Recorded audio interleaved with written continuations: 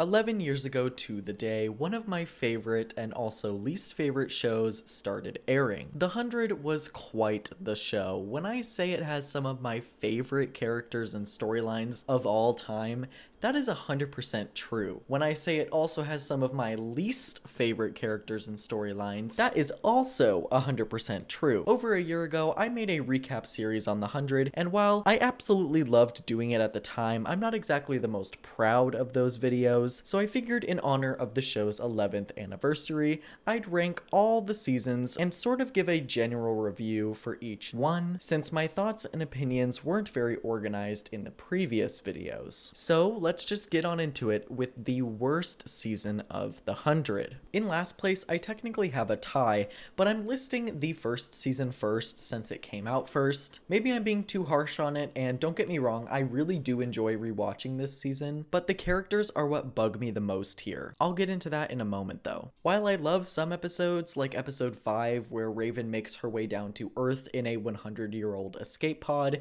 and Bellamy trashes her radio, preventing them from reaching out to the Ark, or episode 7, which sees Clark attempt to perform surgery on a recently stabbed Finn, all the while Octavia tries to prevent Bellamy from torturing Lincoln, or even episode 10, which features an outbreak at the camp, forcing everybody to quarantine so that Raven can place a custom bomb on the Grounder Bridge without getting sick. The majority of them are just okay in my opinion. You could definitely tell that the show was following in Lost's footsteps by having its first season take its time to introduce its rather large cast of characters. I can't fault the season too much as it takes a lot of cues from the book series, which was a lot more lighter in tone from what I've been told. The show didn't lean into its darker, more adult side yet, so the first season is definitely a YA dystopian-esque show, which is just not as much my vibe as the darker, more grittier seasons, which came later on. The overall attitude about season 1, I feel, has shifted in the last couple years.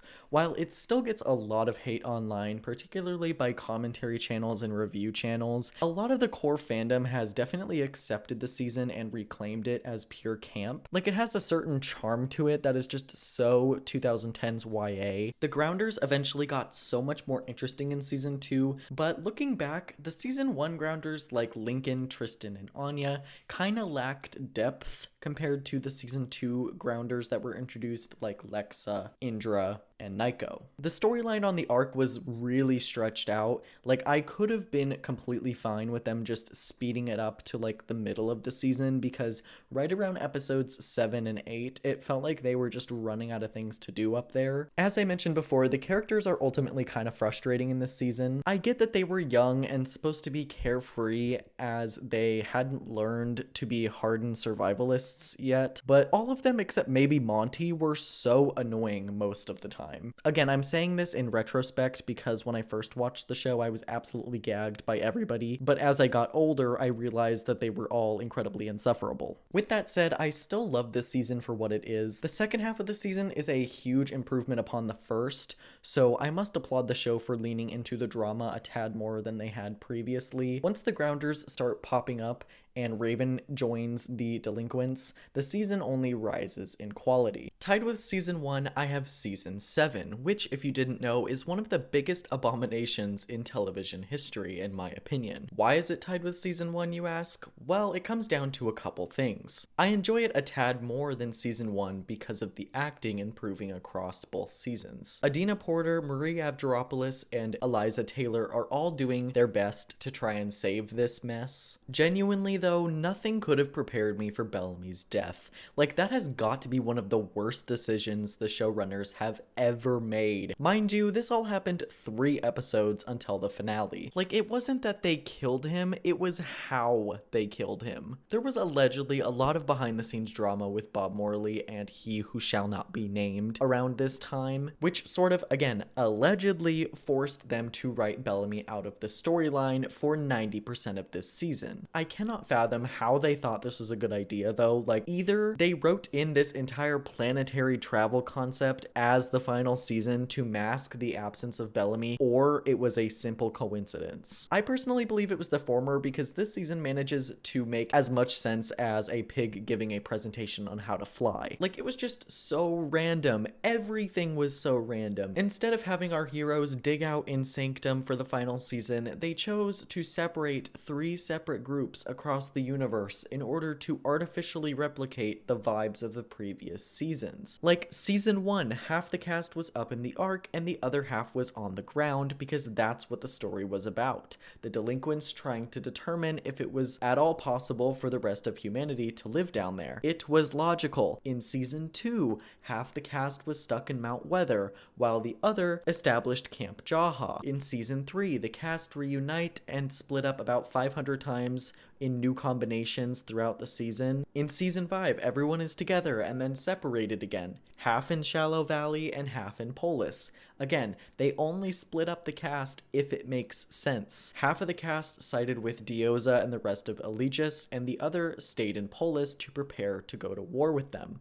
In season 7, though, it feels so artificial. At the end of season 6, Octavia is tagged by Hope, and then it just gets incredibly wacky. Bellamy, Hope, Echo, and Gabriel each follow her through the anomaly, and this causes Bellamy to eventually get lost until episode 5, and Echo's group to literally waste time on a random prison planet for like 5 episodes. Oh, and did I mention that Clark and her group also leave Sanctum to spend almost an entire episode in a snow-covered wasteland for literally no reason? That happens in episode 6, and we don't actually get a sit-down conversation with the disciples until episode 9 or 10. I just hate how they decided to structure this season. Like, why does it take so long to get a payoff to one scene? With Bellamy dead at the end of the season, they have to quickly act like it doesn't affect any of the characters so that they can bring humanity together in the finale. Specifically Octavia. Like, girl, I love you, but Clark literally just killed your brother. What are you doing? The flashback episode is pretty good though, so there's a positive. The ending of this season and series is decent, but how we got there is just not good. The death of Bellamy is a real stinker on the season, so the last 3 episodes have the job of trying to keep you excited after one of the best characters is killed off by Clark of all people, when this entire storyline could have been avoided altogether. This whole idea of transcendence and the disciples in the Second Dawn is really interesting on paper. I loved the way they decided to tie the Second Dawn bunker to the disciples. Like, that was such a good idea, but in execution it was not that great. I had an inkling that this was going to happen, and I don't know what I expected from Bill Cadigan as the main villain, but he's kind of just not really doing it for me. They also waited way too long to introduce this twist along with Bill. Anders is technically the main villain for the first half of the season, and it leaves us wondering when he's going to be an actual threat, because I'm sorry, he is just not threatening at all. This season just definitely needed more time in the oven. It feels really rushed, it feels convoluted. They fall into the same trap that Lost did, almost worse though, because they tried to subvert audience expectations of what the ending could be, and at the end of the day, that was the wrong thing to do, because whatever the hell Transcendence is has nothing to do with the DNA of a show that is ultimately about disproving the existence of a higher power in favor of community building and survival. The whole idea of there being a higher power just does not coincide with this show. It's like dangling candy in front of a baby only to say, oh, never mind, there was never any candy to begin with. This commentary on survival and humans being awful to each other, ultimately leading to their downfall, it just doesn't exist anymore. We're just gonna give you guys this extraterrestrial god that decides the fate of the human race based on some stupid test. That Clark fails, by the way. Not only does she fail this test by killing Cadigan, the human race is doomed to be turned into crystal giants. Randomly, Raven is able to convince the higher power for a retest, which is absolutely ridiculous and also against the show's canon. This entire season, they've been building up this higher power or this final battle as a one and done. They don't get a second chance after this. This is their final opportunity to prove to whoever that they deserve to survive. And for the finale to just completely go against that in favor of having Raven be the one to save humanity over Clark, who has just lost her own daughter and killed the man responsible in a reactionary way, is stupid. This season is just bad. Anyway, on to number 5. Speaking of extremely frustrating seasons, season 3 might take the cake in my personal opinion. In a season that I believe technically has some really amazing moments and performances and episodes alike, it also has some major missteps creatively. I'll just go ahead and get the positives out of the way first because there are definitely some. The actual plot and overall themes explored in this season, like AI being the downfall of society and hive mind culture being extremely dangerous, are actually really done well in my opinion. The performances are also 10 out of 10. Like basically everybody was bringing their A game this season as far as the acting goes. The problem lies within the writing itself. Not necessarily the overall plot, but more so the character writing. The decision to kill Lexa and Lincoln back to back was just a terrible one. Possibly worse than the death of Bellamy. I could go on a whole diatribe about the bury your gays controversy, but I'm sure you all are aware of that. It made absolutely no sense to kill her. Jason Floppenberg was just bitter about her choosing to join the cast of Fear the Walking Dead. As disgusting as it was to kill Lexa in the same episode that she finally got together with Clark in, I do actually really love that episode for its flashbacks and overall execution. I hated the killing of Lexa, but it did allow us to understand so much more about Grounder lore, so I can't fault it on that front. Lincoln's death was also extremely unwarranted. I will say I kind of saw that one coming from a mile away though. Like the whole Civil War was basically only happening because he was there living in their camp. However, the fact that it came right after Lexa's death and right before Sinclair's was ridiculous. Like, what the hell was up with Jason trying to ruin his own show constantly? This season was just one exhausting storyline after another. While I enjoyed the first few episodes, the action doesn't quite get going until the middle of the season, so I find it harder to make it through them. This is also the first season where I genuinely think some of the characters make absolutely no sense. Like, Bellamy joining Pike will never be right in my mind. I get that it's supposed to be a commentary on, like, the alt-right pipeline, but, like, come on, it's Bellamy. Also, don't even get me fucking started on Pike. Literally, that's my enemy right there. So happy they chose to kill him in the finale, not gonna lie. He was a stain on this season, okay? Right in the middle of my ranking, I have season 4 in the 4th spot, which in my opinion is just a perfectly alright season. It has a lot of positives and definitely some negatives here or there, but overall, it's pretty good. The first part of the season is a really strange and directionless crop of episodes, so that's why it's below some of the other seasons I have on the list. The beginning of the season just drags on and on and on, and as we explore these unreliable, predictably faulty solutions to outride the end of the world, I do absolutely love the last 4 or 5 episodes of this season. When everybody is trying to fight over the bunker, I just love that. That is like literally prime the 100 right there. It feels like the calm before the storm, even though it's not like calm at all. It's actually quite violent. Particularly the 10th episode where Octavia mothers severely. It does feel like everything before that point is complete filler though. Like, did we really need to consider the arc, a random decoy bunker, and the Nightblood solution when all of those things were ultimately forgotten about by the end? I definitely would have preferred if they would have found the Second Dawn bunker within the first few episodes and then spent like most of the season battling each other for it. Like, that would have been my favorite season right there. It would have felt so much more urgent and important, and by the end you still could have had Octavia unite the clans so that a piece of each of their cultures could survive. Also, Space Crew would have never existed, and Clark would have never been alone on Earth, which is also a strange thing to think about. How would have Octavia's rule changed if Bellamy and Clark were there to guide her? Would one crew have even survived at all? Because who would have opened the bunker then in season 5? All I know is that this season did not need the decoy solutions. It's just a big time waster in my personal opinion, especially if none of them pan out. This season is also the only one that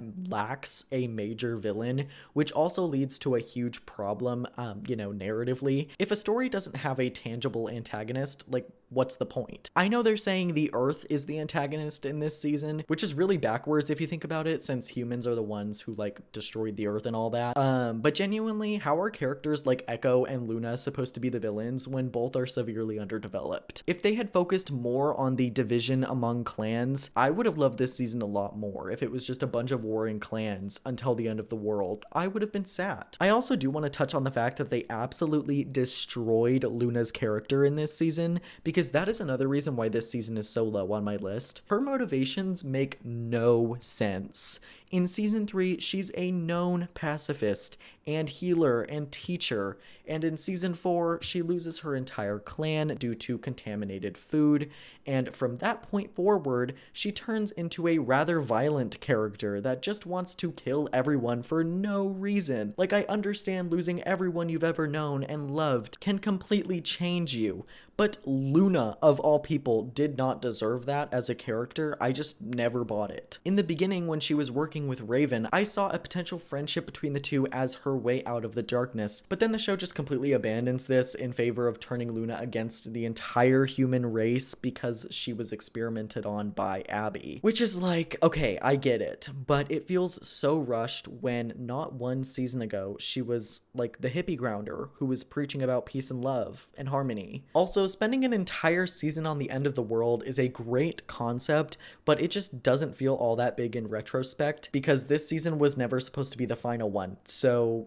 I think part of my problem with them treating it as a potential ending is that the end doesn't actually come for like 3 more seasons. Another positive though is that this season the characters are so much more likable than they were in season 3. In at number 3 I have season 6, which is only this high for a couple of reasons. Chief among them, the season just doesn't have any bad episodes in my opinion. Most of the seasons of the 100 have a doozy or two in there, but this one genuinely feels enjoyable and paced properly throughout the entire thing. In my many rewatches over the years, I have found that often I wish this season was longer because of how good it was, which is a really big positive. Like, there was just some magic thrown into this season that genuinely separates it from the others.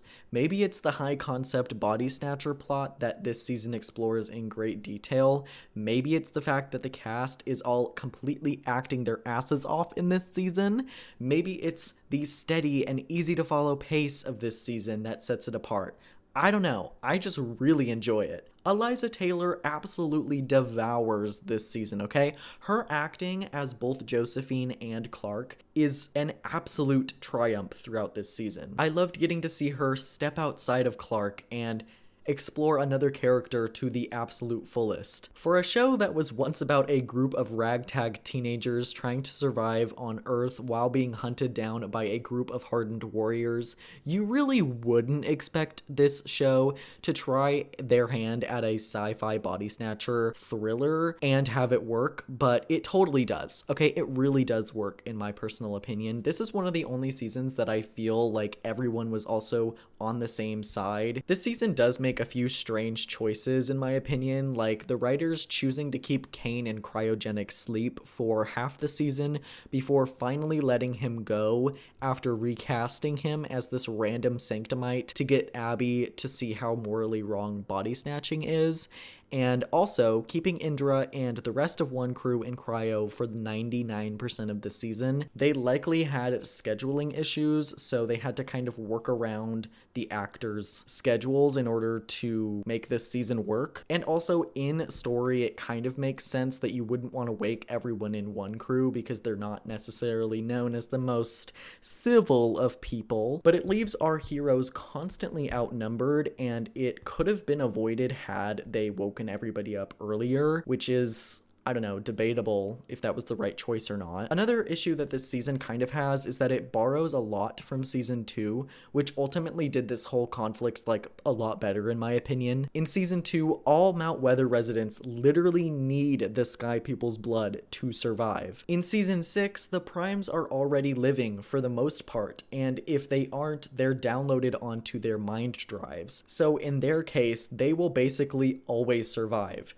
unless of course the drive is somehow damaged. But in season 2, the mountain men genuinely cannot survive without committing war crimes. The stakes in season 2 feel a lot bigger too, because there are like 200 or something mountain men who each need the Sky People's blood. In season 6, it's like no more than 4 or 5 out of 13 who might not get a new body if another Nightblood fails to show up. In that case, they download right away, so what's the harm? Why should I care about the ability for 13 body-snatching assholes to continue to reincarnate in season 6 if the lives of 200 fairly innocent people are on the line in season 2? Maybe I shouldn't be comparing the two situations, but obviously season 2 feels a lot more dire and lose-lose. And that's also not helped by the fact that it has set a precedent for the following seasons to constantly get bigger and bigger with their stakes. Either way, season 6, with its faults, still manages to impress me this late into the show's tenure, so that's why it's so high up on the list. The runner-up is a season that I genuinely considered to be my favorite season of the 100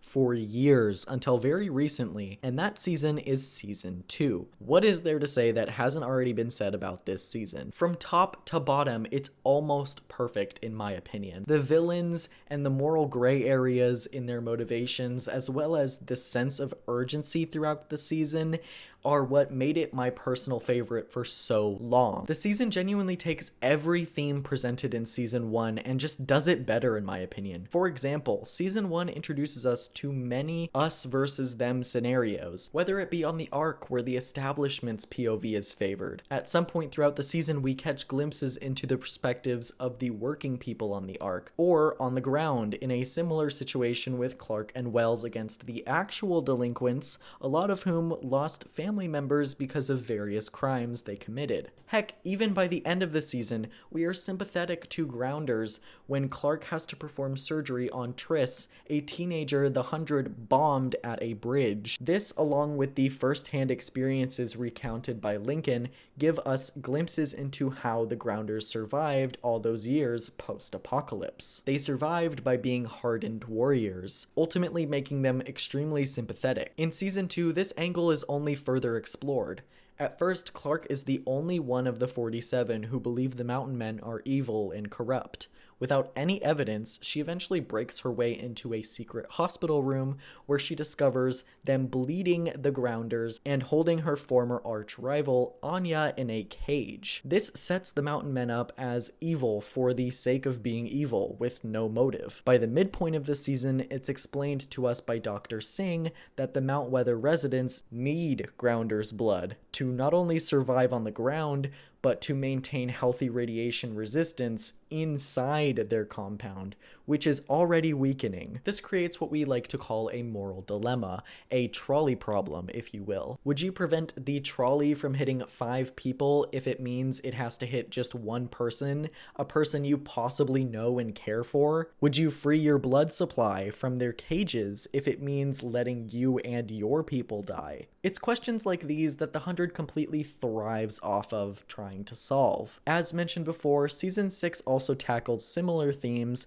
but season 2 just does it so much better in my opinion, because in the end, hundreds of innocent men, women, and children are brutally murdered by Clark and Bellamy, all in order to free their own people from a similar fate. From a writing perspective, season 2 ultimately shines the brightest in my opinion. The characters are less annoying than they were in season 1, mostly due to the fact that they feel like real people and less stereotypical. The Mount Weather characters like Maya, President Wallace, Cage, and Dr. Singh are all extremely well written as well, and definitely serve as some of my favorite villains or side characters in the entire series. And in first place, I have season 5. I know, I'm shocked too.